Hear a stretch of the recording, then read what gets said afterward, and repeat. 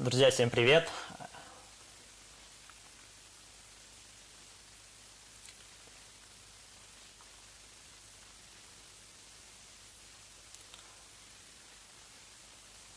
Ангелина, привет!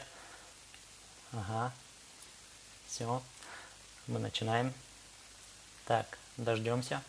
Еще пару человек и начнем. Ангелин, подскажи, пожалуйста, меня видно и слышно хорошо?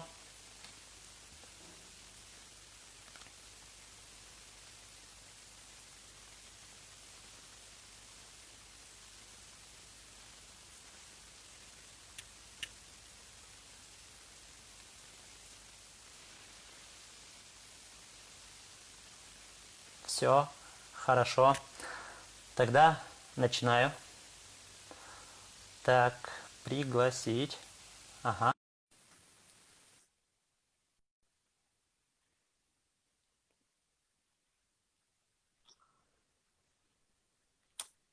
Здравствуйте, Георгий Вячеславович. Еще Добрый, раз. добрый Добрый день. вечер. Добрый Вас вечер. видно и слышно хорошо? Я тоже вас вижу и слышу хорошо. Ага. Я напомню, сегодня у нас проходит уже вторая встреча в рамках нашего онлайн-проекта обучения в БГАУ, где мы рассказываем про обучение на наших факультетах, встречаемся вот в таком формате с нашими уважаемыми деканами и со студентами, узнаем уже от первых лиц о возможностях и каких-то, возможно, нововведениях в этом году. И сегодня у нас встреча пройдет с факультетом биотехнологии и ветеринарной медицины, а именно с деканом факультета, с Георгием Вячеславовичем Базекиным. Георгий Вячеславович, еще раз добрый вечер. Если Добрый меня вечер. все видно и слышно хорошо, тогда мы приступим к вопросам. Вот уже приемная кампания же началась именно для заочников еще в апреле, так ведь? Вот, Совершенно верно. да, а вот можете, пожалуйста, сказать, сколько сейчас уже подали заявки? Есть ли вот какая-то информация вот, по заочникам узнать, насколько они уже готовы, сколько человек? Ну, с каждым часом у нас, конечно, ситуация там меняется, и Мгм. количество заявлений возрастает. Я хочу сказать, что сегодня даже у нас началась приемная кампания на очное обучение, и заявления уже порядка на направление технологии производства и переработки сельскохозяйственной продукции уже подано на наш факультет, на наше направление специальности. Ага, хорошо. Так А как, вот потому считаете ли что, вы... потому что Да-да-да. это одни из востребованных специальностей, особенно для сельского хозяйства. Ветеринария, она не только для сельского хозяйства, она и для города. Поэтому люди уже интересуются. Много абитуриентов звонят по телефону. Вот сегодня уже телефон разрывался, и мы даем консультацию, как правильно подать документы. Некоторые даже хотят прийти посмотреть нашу материально-техническую базу. Мы всегда рады, добро пожаловать к нам на факультет. А вот раз вот начали говорить про материально-техническую базу, а есть пока такая возможность или еще пока нету? Ну, мы, конечно, можем показать. У Мгм. нас есть, конечно же, и много информации на вот, в мессенджерах наших, да, в аккаунтах, в Инстаграме, ВКонтакте, где мы показываем нашу жизнь, наше новое оборудование, приборы, какие-то интересные случаи. И вот любой интересующийся человек, кто хочет подавать к нам документы, и не только, конечно, если это подача документа, а просто кто любит животных, может зайти к нам и посмотреть нашу жизнь. Классно, классно. Хорошо. А для этого им что нужно? Просто прийти или заранее лучше позвонить вам и записываться? Конечно, да, да, это все равно у нас сейчас такой режим, что лучше позвонить, мы договоримся и посмотрим нашу материально-техническую базу. Мгм. классно, раз есть такая возможность. И вот хотел бы такой вопрос задать. Вот считаете ли вы вот заочное обучение полноценным?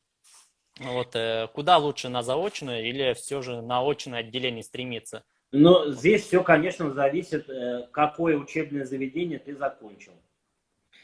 Если, Даже от этого. да, да, да, конечно же.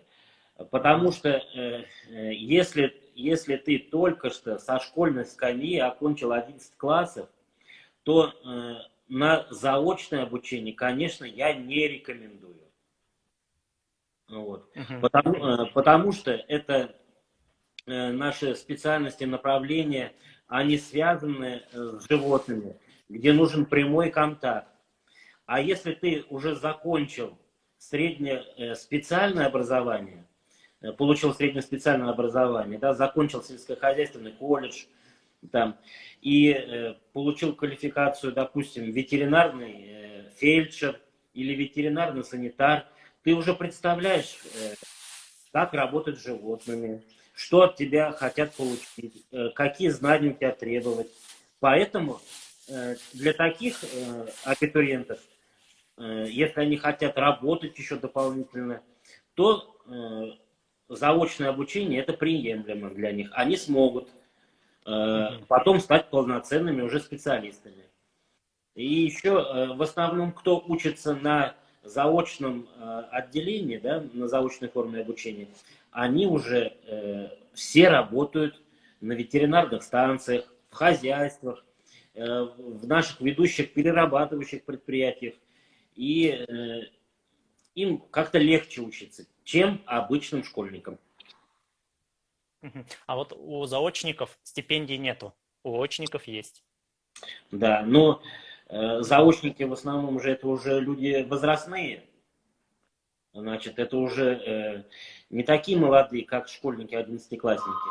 Поэтому они Мгм. и работают уже на местах, на ветстанциях, в хозяйствах, получают зарплату. А вот вы сказали то, что да, действительно, вот работа с животными– это своеобразный вообще труд.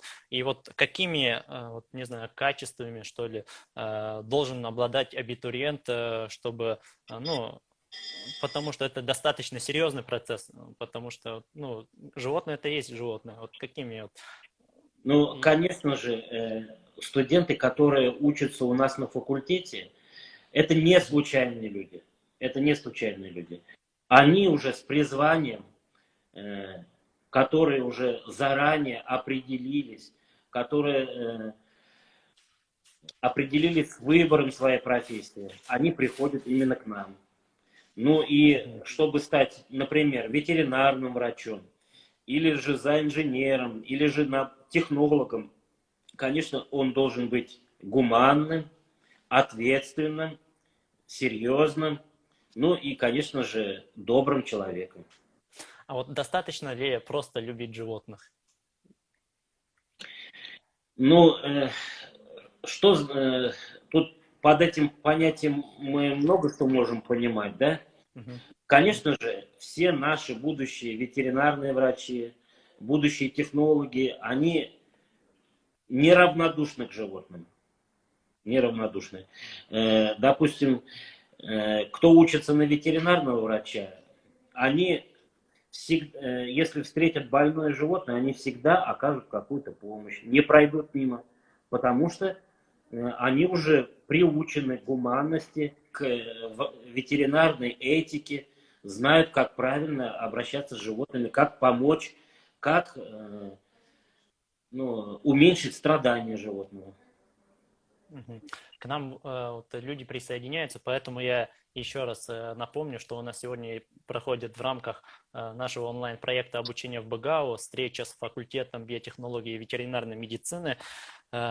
Есть, на наши вопросы отвечает декан факультета Георгий Вячеславович. Если у вас есть вопросы, вы можете прямо здесь во время эфира задавать, и мы в конце, либо во время эфира сразу же будем читать и Конечно же, отвечать на них. я буду Ага, отвечать на вот любой вопрос. после встречи с Георгием Вячеславовичем у нас планируется встреча со студенткой именно вашего факультета Ангелиной Барзыкиной. Мы также узнаем уже как у студента получается. Поэтому сразу не отключайтесь от нашего эфира. Продолжим. Вот работают ли сами студенты непосредственно вот, на занятиях? То есть я знаю, что у вас есть лабораторные специальные мыши, да? Вот Да. какие есть еще вот такие возможности? Конечно, у нас, в первую очередь я хочу сказать, у нас каждое занятие это ну, своеобразное такое погружение во врачебное такое, как будто мы находимся в больнице. У нас все занятия проходят с животными. Наши преподаватели это все высококвалифицированные специалисты. Они имеют практический опыт. Поэтому владельцы животных, они доверяют, во-первых, нашим преподавателям своих животных. Значит, мы их приглашаем и тем самым студентов учим, как правильно работать с животными, как правильно вести себя, как правильно проводить профилактические, лечебные мероприятия, как правильно обследовать животного. А также у нас же есть еще и ветеринарный центр, где студенты уже, начиная с 3-го курса, могут проходить стажировки, тренироваться во учебное время. То есть с нашими ветеринарными врачами они имеют тесную связь. А вот в клинике они могут вот, уже, не знаю, официально трудоустроиться и работать или просто вот за оказанные услуги там получать тоже деньги, ну, то есть подрабатывать. Есть такая возможность? Ну, практически все наши студенты, вот ветеринарии и зоотехния, они работают уже в клиниках города, на младших должностях, во внеучебное время, санитарами, фельдшерами. И, конечно же, во время производственных практик, когда студенты выезжают уже на производство, здесь каждый студент устраивается на должность и тем самым получает зарплату. Вот для ветврачей, вот для тех, кто планирует работать с животными, есть ли какая-то вот своеобразная клятва Гиппократа? Или вот у нас же врачи, которые вот планируют работать, ну, лечить людей, у них они дают определенную клятву. Вот студенты БГМУ, насколько я знаю. Вот, а у вас есть такая какая-нибудь традиция? Ну, есть, конечно, у нас и такие традиции. Во-первых, что если касается ветеринарии, то я могу сказать, все ветеринары знают древнее еще изречение.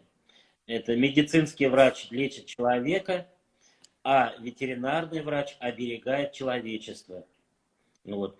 Это еще сказал в древности, ну, в далеком прошлом ветеринарный врач Евсеенко. Потому что ветеринарные врачи, они не только лечат животных, не только профилактируют особо опасные заболевания, от которых может заразиться человек, но и они стоят на страже продовольственной безопасности. Потому что все продукты животного происхождения, а сейчас еще и включая детское питание, контролирует именно ветеринарный врач. Вот еще такой вопрос. А какой все же самый сложный предмет у студентов? Вот у студентов БГМУ они все время жалуются на анатомию. А вот у ваших студентов все же какой самый сложный предмет? На Но какой предмет больше? я так не могу сказать, какой самый сложный предмет. Ну, потому что все дисциплины, они достаточно серьезные. И чтобы их освоить, нужно приложить немало усилий. Потому что мы должны лечить много видов животных, да? Животных на планете очень много, множество. Это и крупные животные, и мелкие животные, и птицы, и рыбы, и насекомые. И о всех болезнях должен знать ветеринарный врач. Поэтому здесь трудно сказать, какой самый такой сложный. Но наши студенты, конечно, говорят, сдал фармакологию, можешь влюбиться. а сдал патологическую анатомию, можешь жениться. Вот так они. Интересно. А вот мы сейчас про ветеринарию говорим и говорим, а вот про биотехнологии что можете Да. рассказать? Но наш факультет, конечно же, называется в первую очередь биотехнологии и ветеринарной медицины. Сейчас по биотехнологии, биотехнология вообще, она как бы резко так вошла в нашу жизнь, и востребованность специалистов в области биотехнологии, она достаточно высокая. И в этом отношении, значит, у нас идет подготовка бакалавров по направлению зоотехния с различными профилями. Так, например, у нас на зоотехнии есть два профиля. Это инновационные технологии продуктов животного происхождения и пчеловодства, вот, а также кинология. А по направлению технологии производства и переработки сельскохозяйственной продукции у нас тоже имеется очень интересный профиль. Это технология производства и переработки продуктов животноводства, вот, которые сейчас востребованы именно, где наши преподаватели и дают такие прекрасные знания, которые эти специалисты, они именно востребованы вот в этих предприятиях, где применяют биотехнологические вот, методы. У нас же на факультете прекрасно работает лаборатория молекулярной генетики, вот, которая именно вот, дает студентам знания именно по вот биотехнологическим методам. То есть мы можем как бы создавать определенный тип животных. Например, да, если нам надо для фермеров, для человека, который работает в сельском хозяйстве, получить максимальное количество молока или мяса, мы подбираем именно с учетом генетического потенциала таких животных. И учим наших студентов именно работать вот с такими методами, которые уже в дальнейшем будут наиболее актуальны и востребованы. Ага. Вот интересная профессия, вот сказали, кинология. Вот насколько они перспективны у нас, кинологи? Кинологи, да, это востребованная профессия на сегодня.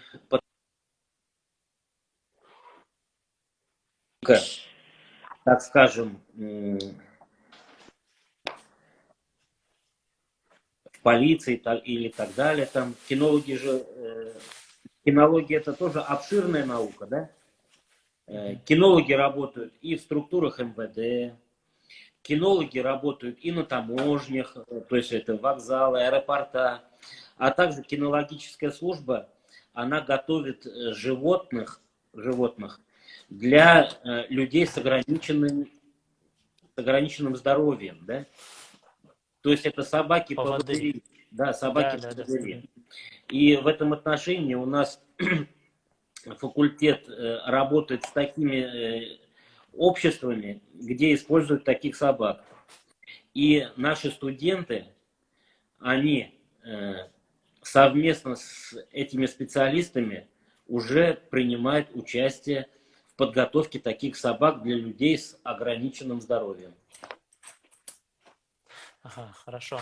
Вот все же теперь хотелось бы спросить уже более чуть-чуть про условия вообще жизни. Вот есть ли общежитие для студентов, для заочников, например, и очников, ну, то есть для коммерции, точнее, и для бюджета, вот как у вас с этим? Конечно же, любой студент в нашем университете, он обеспечен проживанием, условием проживания. Любой студент, несмотря на то, что он бюджетник или обучается на коммерческой форме обучения, ему предоставляется проживание в комфортабельных общежитиях.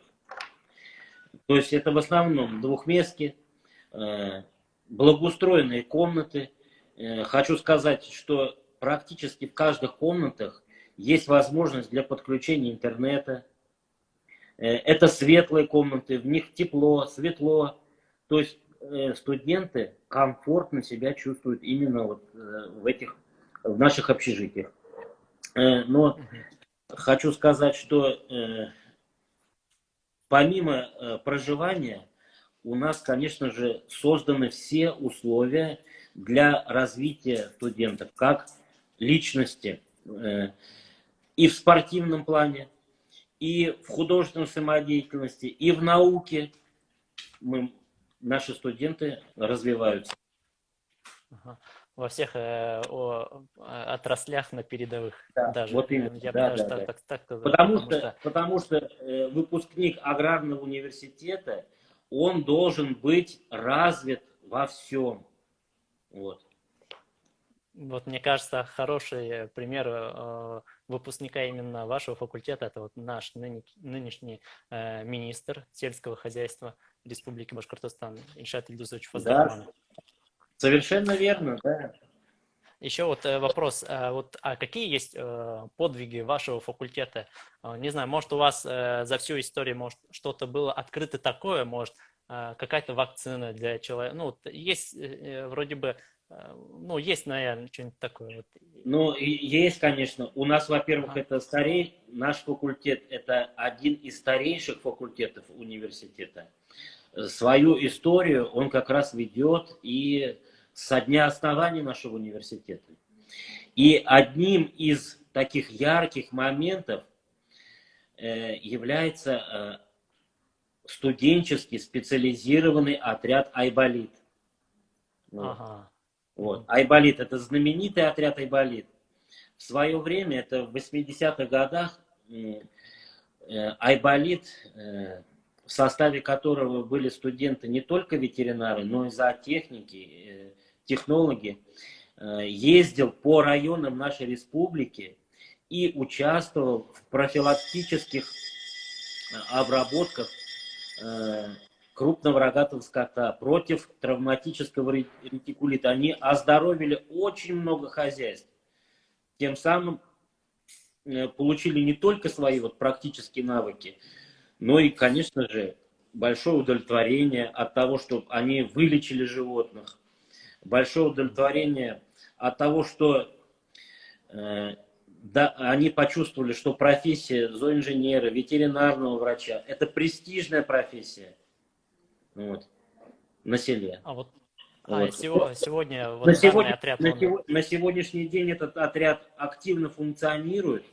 И вот даже хочу сказать, что несмотря вот на нашу пандемию, да, в период производственных практик, именно весь апрель, весь март, студенты нашего факультета совместно вот с ветеринарными врачами, зоотехниками в хозяйствах проводили весенние профилактические обработки, вакцинации, тем самым помогали на селе.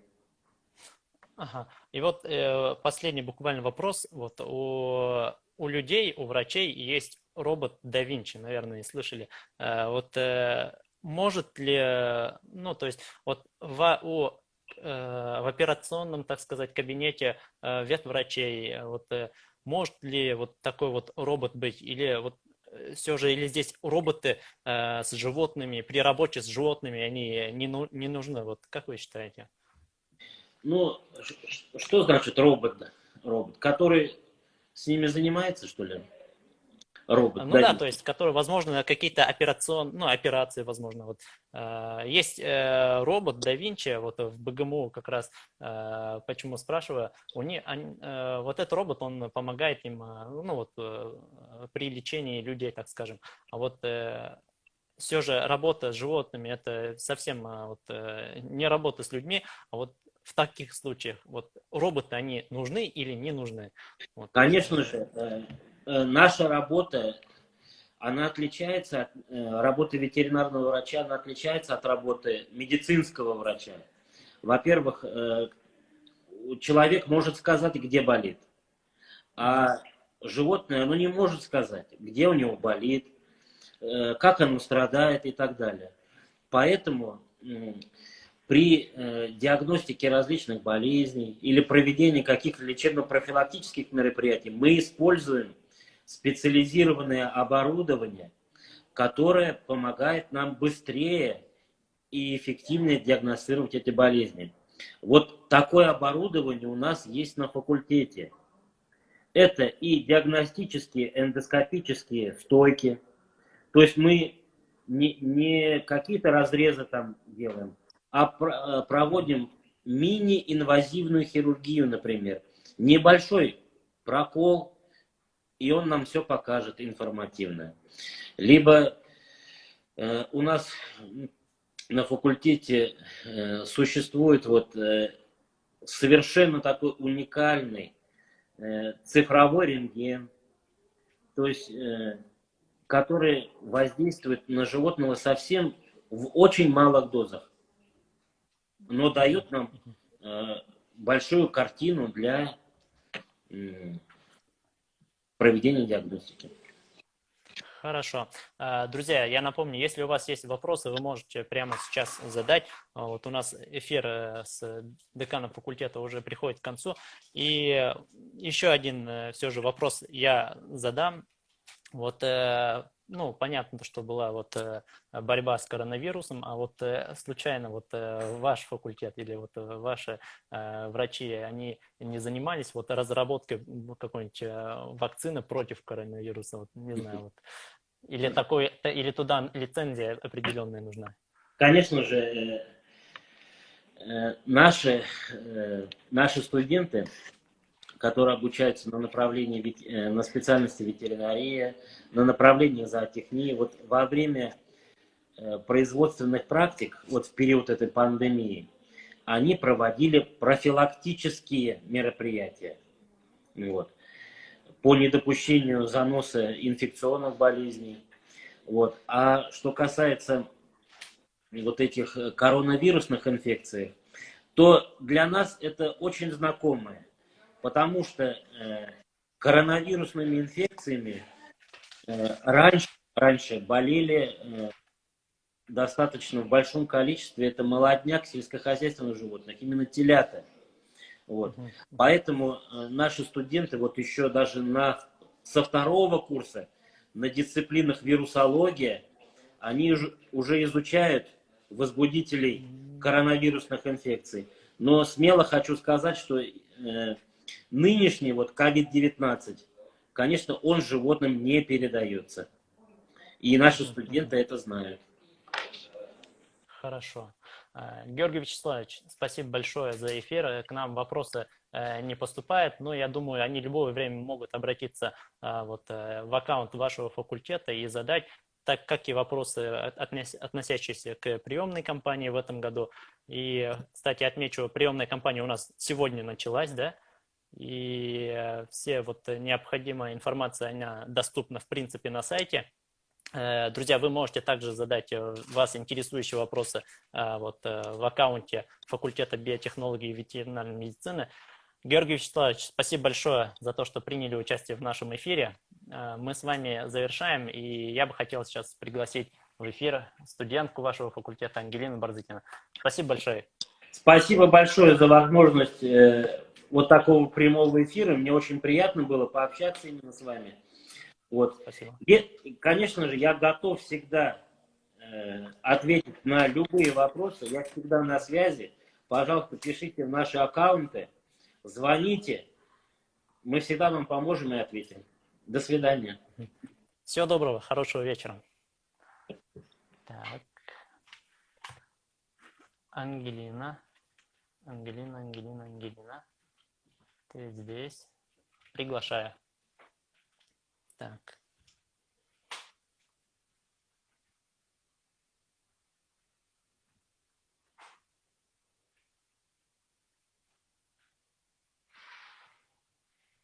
Ждем Ангелину. Ждем Ангелину. Так, всем помахаю. Подписывайтесь на наш аккаунт, потому что мы будем дальше также встречаться в таком формате с другими факультетами. Также будем спрашивать, интересоваться по поводу в целом обучения и возможностей у студентов. Так, ждем Ангелину. Ожидание.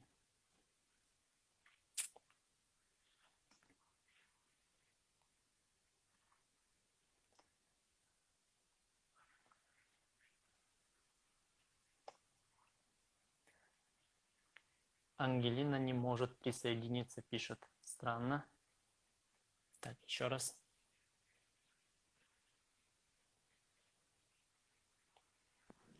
Ага, все. Ангелина, привет. Привет. Как дела? Все отлично. Хорошо. Скажи, пожалуйста, вот сложно ли учиться в факультете? На факультете у вас, ЛИТФАК?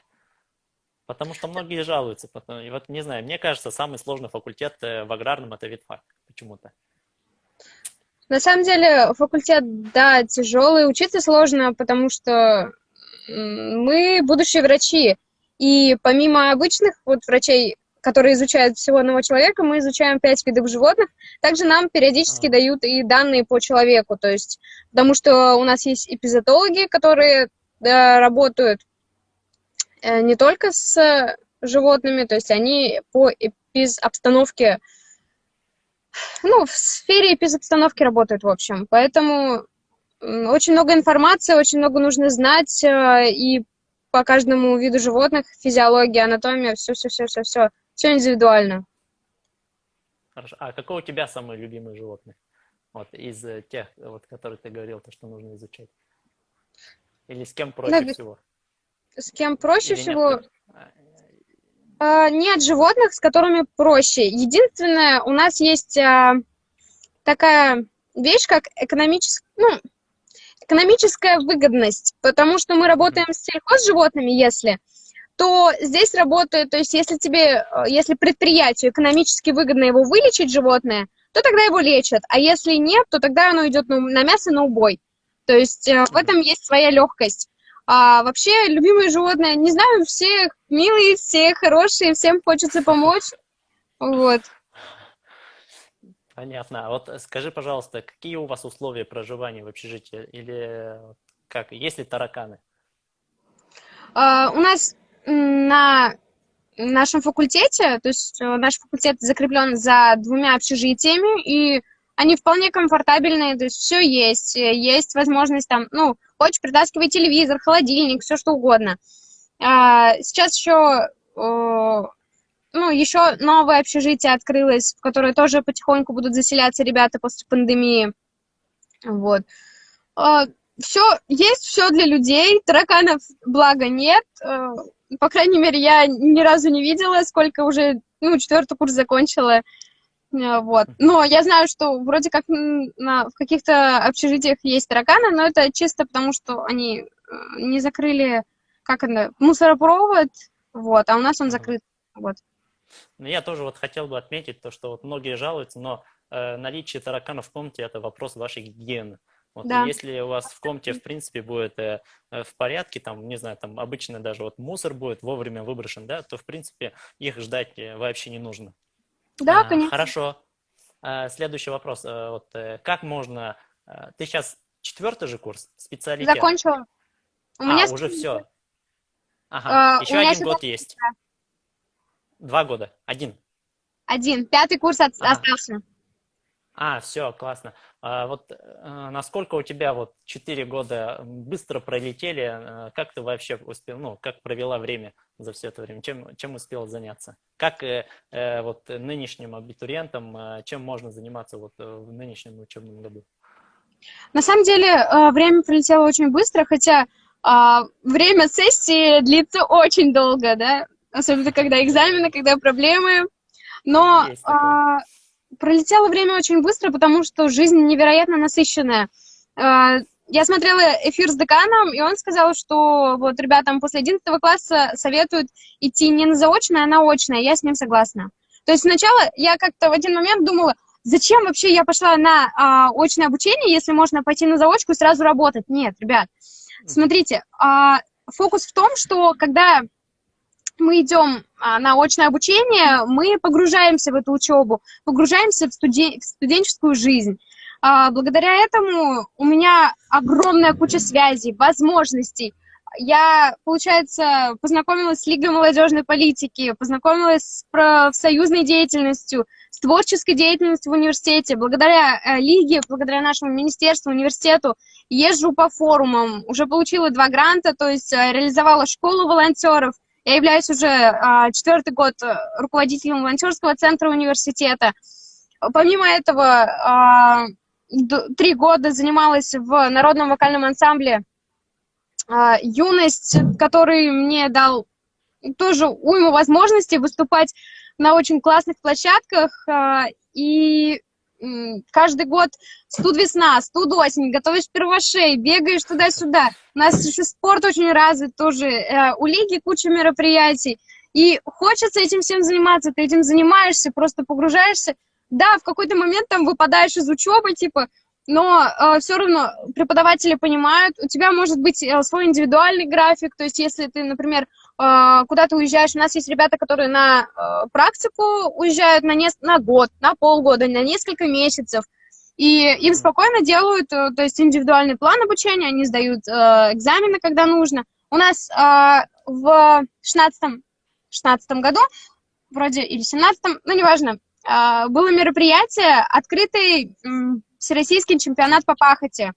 Вот. И так как даты этого мероприятия совпадали с нашими экзаменами, мы попросили индивидуальный план. И, получается, экзамены сдавали досрочно. Никаких проблем, все точно так же. Преподаватели все понимают, идут на уступки. Потому что помимо того, что ты будешь специалистом, помимо того, что ты будешь каким-то там врачом, ты должен личностно развиваться. То есть, допустим, вся эта деятельность меня натолкнула на то, что да, я учусь на ветеринара, я получу диплом, но мне нравится другая сфера, и, ну, то есть я все добросовестно учу, то есть прохожу все обучение, на практику ездила также, но вот, допустим, мне дали возможность сдать, ну, поучаствовать в таком мероприятии, как форум «Дом», и благодаря этому я пойду на практику в сентябре в Министерство сельского хозяйства, и, возможно, то есть как-то что-то срастется. Я как врач, ну, не сказала бы, что идеально, у меня еще предстоит время, но в любом случае вся эта учеба, она мне дала возможность понять то, кем я хочу быть, дала возможность найти себя. Вот, это самое главное. Ага, классно, классно. Спасибо, Ангелина, за такой насыщенный рассказ. А вот у тебя случайно с таким, ну, с такой активностью не индивидуальный график обучения? Я в один момент хотела сделать индивидуальный план, но решила все-таки, что мне это не нужно, и спокойно учусь точно так же, как и ребята. Вот, мне ничего не мешает, и все хорошо, все учусь. Все могу совмещать. Ага, ага. Да, ты сейчас за рулем, что ли? Или Ну, как? нет, не я за рулем. Все, В дороге просто, да. Понятно. Ага, понятно. Хорошо. Ну, друзья, я думаю, нам уже пора завершать. Если у вас есть вопросы дополнительно по поводу обучения или просто про возможности у студентов, вы можете перейти в аккаунт Ангелины и спросить у нее лично уже. Ангелина, она открыта и по всем вопросам, как правило, дает Да, конечно. ответы. Всегда рада спасибо. сказать. Ага. Спасибо тебе за то, что нашла время выйти с нами в эфир. Друзья, мы с вами прощаемся. Всем спасибо за то, что приняли участие. Всем пока. Ангелина, тебе удачи вот в предстоящих... уже сессия у тебя, наверное, пошла, да? Или да, сессия началась. еще будет? Вот тогда тебе удачи вот в период сессии. Спасибо большое. И на отлично, так сказать, завершить вообще вот специалитет. Все, Ангелина, спасибо. Пока. Пока. Так. Друзья, всем пока. Еще раз напомню, что у нас будут подобные эфиры продолжаться и на следующей неделе, поэтому подпишитесь вот на наш аккаунт, там следите за информацией, и вот основная информация будет доступна вот, по поводу эфиров только здесь, на нашем аккаунте. Всем пока, всем спасибо, что приняли участие, всем хорошего вечера.